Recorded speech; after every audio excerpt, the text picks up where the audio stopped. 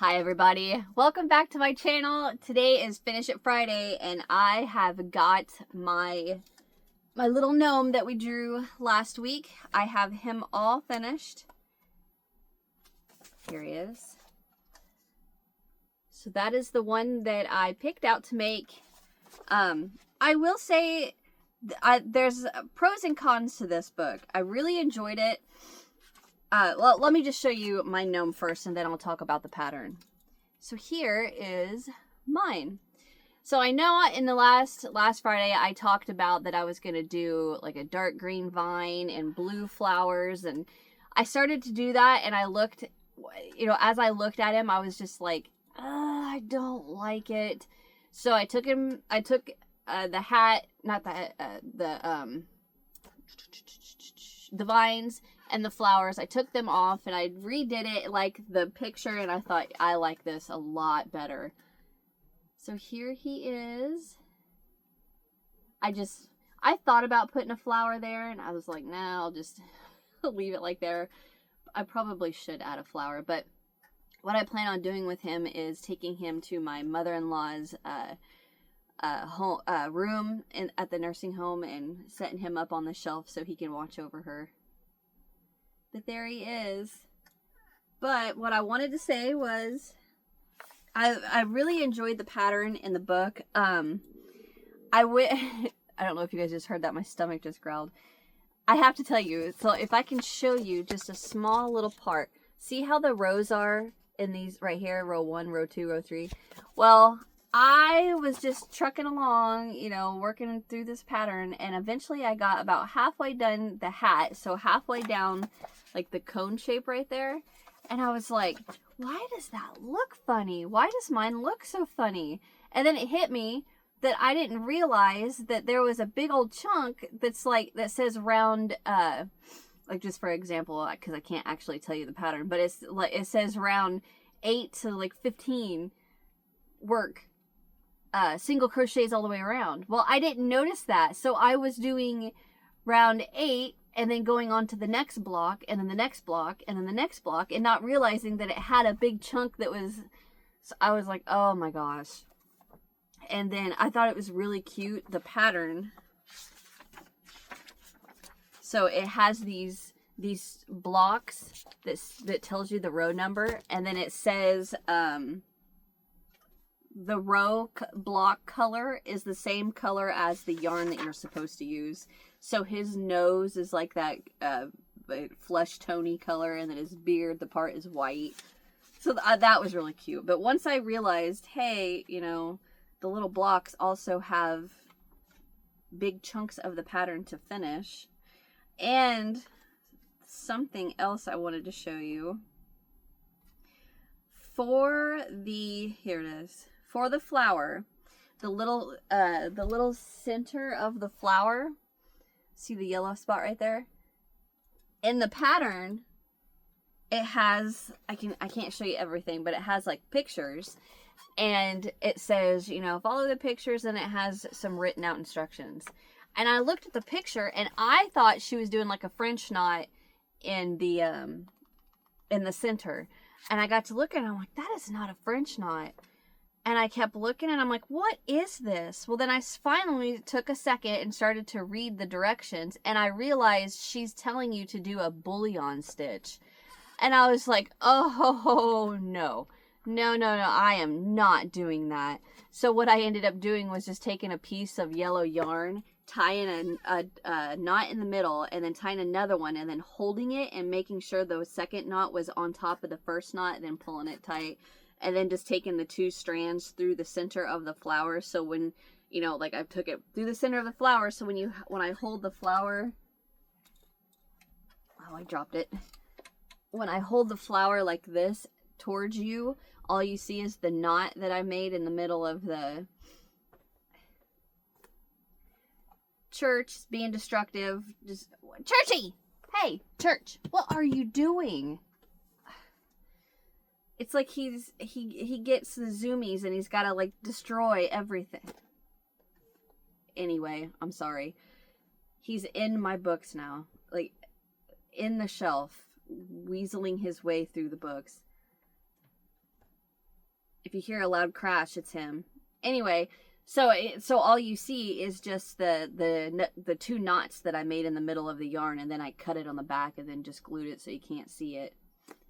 But yeah, I thought it was super cute.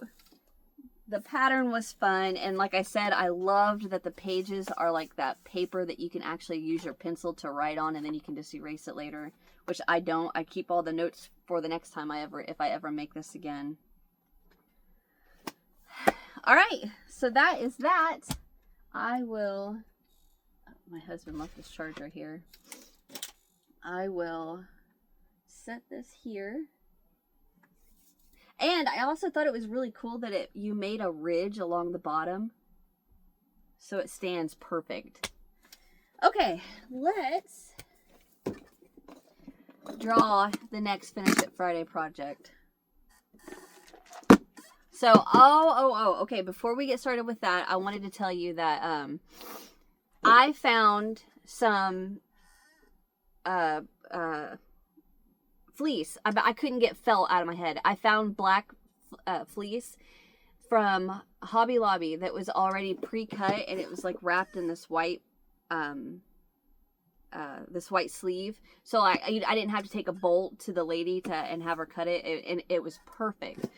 So I got it home, and I cut it to try to fit it, and then I started working the stitches. And what I was doing was taking, like, I had the black felt fleece, and I would poke a hole with my scissors, like so many holes, single crochet through that, and then instantly go straight to the Afghan and loosely slip stitch the stitches I just made to the Afghan. So I'd work so far and then come back and work so far. So that way it stayed right on track with my work. I was going stitch for stitch. The stitches were staying a perfect length apart, just like on the Afghan. So it was coming out beautifully.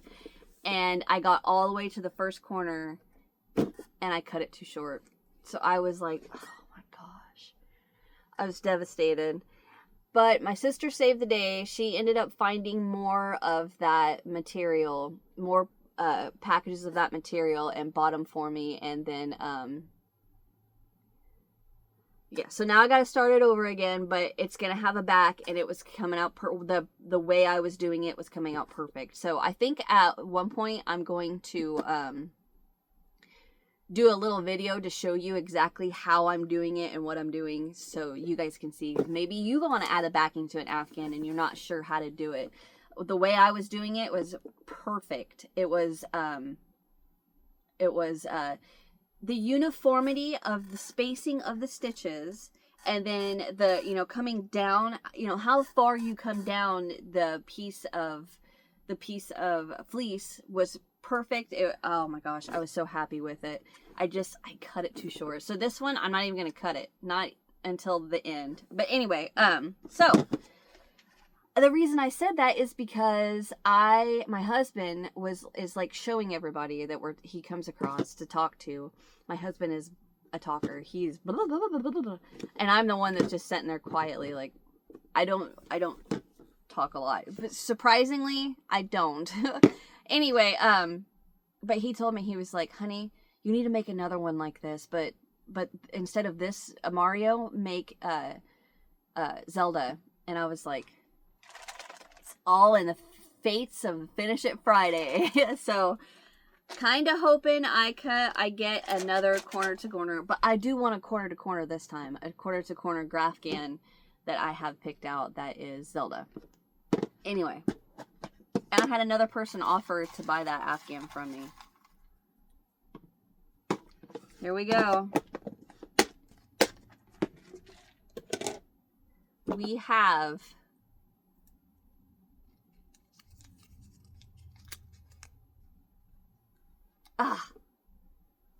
it's a doll body. That means I have to dig out that tote and find the doll head. I hate doing that. Anyway, all right, so doll body. A part of me just thinking, just kind of, thinking and talking and thinking that I don't know if I want to do this, but what I'm thinking is that I don't draw a doll body, I just instantly make, where did I put him? I make the sister to, where is he? Oh, he's in the corner. I make the sister to, let me grab him because I can't remember his name.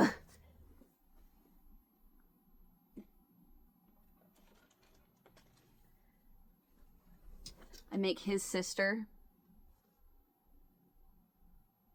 Would that be cheating?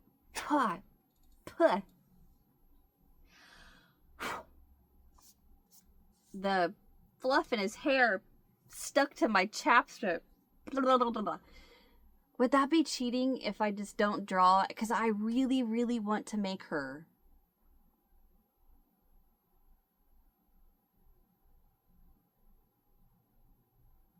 I think I'm going to do that. I'm sorry, but I really want to make his sister. I think that's what I'm going to do, guys. I'm not going to draw. I'm going to make his sister. I think I deserve to be able to do that. Right? Or should I draw and just to see what I got? What if it is the sister? Could you imagine? There's only like 7, not even that. There's 1, 2, 3, 4, 5, 6, 7, 8. There's 8 in here. I wonder what I would get. I don't even know if she's, if I made a paper for her. I don't think I did. A dumpling doll, an average size. So I'm going to put this back in here, and I'm going to make his sister. Oh, I got to find that book. All right. So I'm going to pause here. I'm going to go. I'm not going to dig out. Well, I might as well because I got to get it anyway. I'm going to find the pattern book that has him and her in it. And I'm going to go dig her head and hands out of my tote. So I will be back in just a second. Okay, so I went through my books and I found the pattern. His name's Robert Reed. I couldn't remember that. And then I'm not 100% sure how you pronounce the sister's name. Marietta Elizabeth? I don't know. Anyway, so I got that. And then I actually, in my tote, had the bag. And I was like, I pulled this bag up and I thought, is this the head and the hands that I wanted to use for her? Well, then I happened to notice this little piece of paper and I thought, well, what's that say? So I opened it. Robert Reed's sister. So I was like, well, thank you, Pastelana, because that's exactly what I needed. And I am going to make her exactly the way the pattern is. The colors, I mean, that her dress and her shoes and all that. So,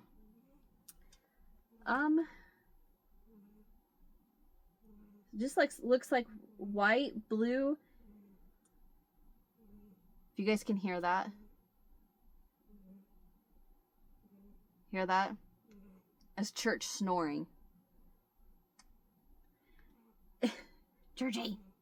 Anyway, so yeah, white, blue, like a real pretty navy blue, and black.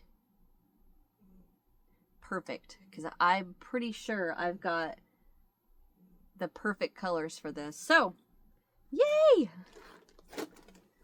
Robert Reed is going to get his sister. Okay. I'm going to get all my supplies together.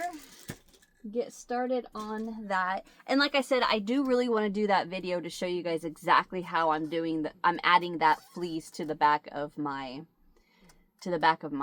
Mario Afghan. All right, well, that is it for today.